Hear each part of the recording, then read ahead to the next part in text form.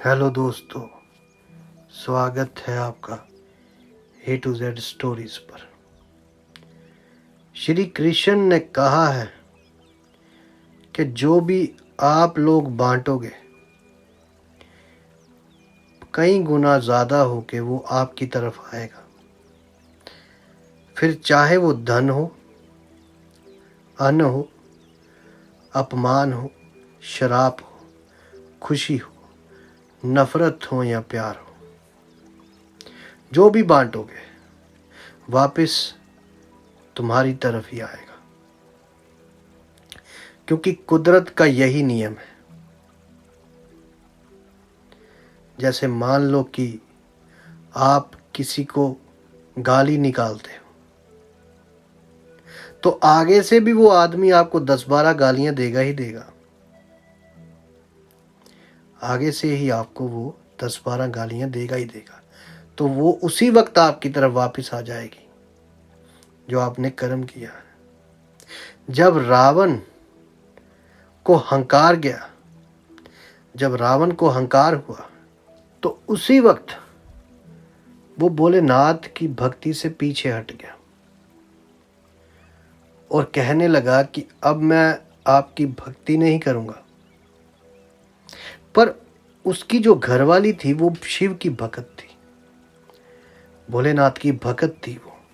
उस वक्त क्या हुआ कि जब माता सीता का स्वयंवर था, तब माता सीता जी के पिताजी उन्होंने सबको ही उन्होंने स्वयंवर पर न्योता भेजा, किंतु रावण को नहीं भेजा था, क्योंकि उनको पता था कि ये शादीशुदा।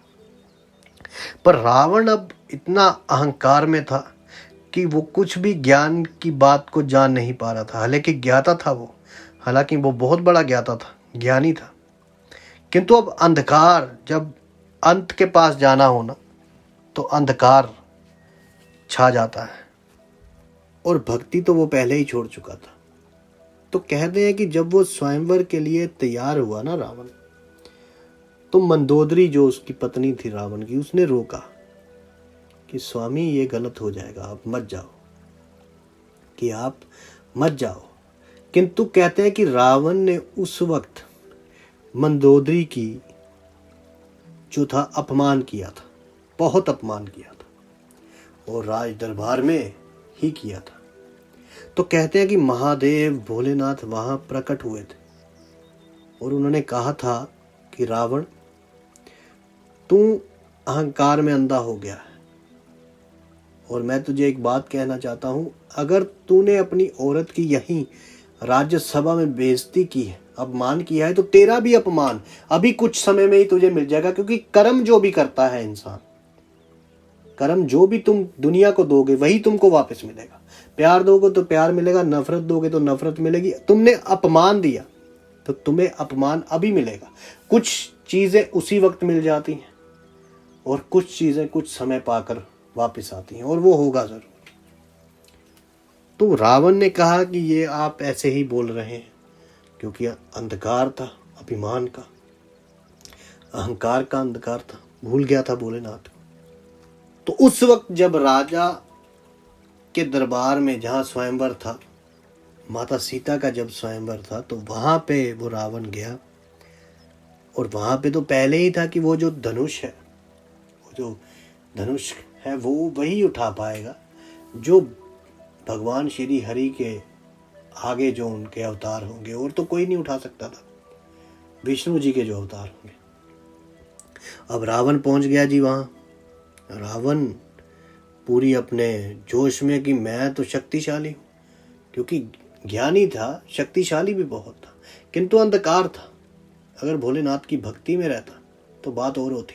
तो फिर भोलेनाथ ने भी कहा कि अब तुझे पता चलेगा कि मेरी भक्ति में तू क्या क्या कर सकता था, और अब मेरी भक्ति के बिना तू कुछ भी नहीं, शून्य है। हर इंसान वो शून्य खत्म हो जाता है, शून्य भी नहीं, खत्म हो जाता है। शून्य तो भक्ति में होता है, बिल्कुल खत्म हो जाता है, कुछ भी नहीं रह पाता अगर वो अहंकार में आकर अपने इष्ट को छोड़ दे। क्योंकि जब भगवान के प्रति आपका समर्पण होता है तो आप वो चीजें भी कर पाते हो जो नामुमकिन हो। और जब वहाँ पे रावण गया तो उससे नहीं उठा, उसने पूरी जोर लगा दिया, अपना पूरा अपनी तपस्या जो भी कर रखी थी, जो भी उसके पास था, सारी ताकतों का उसने कोशिश की, किंतु वो नहीं उठ पाया, क्योंकि वहाँ तो वैसे ही श्री हरि का था, तो श्री राम के साथ ही होनी थी माता सीता जी की शादी, जो पहले ही लिखा आया था। तो जब रावण से वो उठाया ना गया तो हर एक राजा ने और बहुत सारी वो जो कन्याएं वहाँ मौजूद थी, जो लड़कियां वहाँ मौजूद थी, तो वो हंसी रावण पर। हालांकि रावण को फिर भी याद नहीं आया कि मैंने मंदोदरी की ऐसे पूरे राज दरबार में अपमान किया था, तो भगवान भोलेनाथ ने बोला था कि तुझे इस चीज का अपमान मिलेगा ही मिलेगा। यही वो बात है जिससे हम शुरुआत की थी कि यदि हम किसी को अपमानित करेंगे सबके सामने या कैसे भी, तो वो अपमान तुम्हारी तरफ वापस दुगना होकर आएगा। वहां पे 4 लोग थे हंसने वाले, यहाँ पे पूरा का पूरा गांव था हंसने वाला रावण के ऊपर। तुमने एक गाली दी तो तुम्हारी ओर 12 आएंगे। तुमने एक गाली किसी ने दी, तुमने नहीं दी, वापिस उसी की तरफ चले गई है वो गाली। कहीं ना कुछ कर्म का खेल जरूर मिलता है। इसीलिए कहा जाता है कि जो भी लोगों में, जो भी इस दुनिया में, इस दुनिया में किसी को बांटोगे, वही तुम्हारी ओर 10 या 12 गुना होकर तुम्हारी ओर आएगा। हाथ अपने में क्या चाहते हैं, सब परमात्मा देने वाला है, खेल है उसका। यदि आपको हमारी ये कहानियाँ, ये बातें अच्छी लगती हैं तो आप हमें सब्सक्राइब कीजिए, शेयर कीजिए, लाइक कीजिए। आप सबके भीतर बसे उस परमात्मा को मेरा प्रणाम। आप सबका धन्यवाद।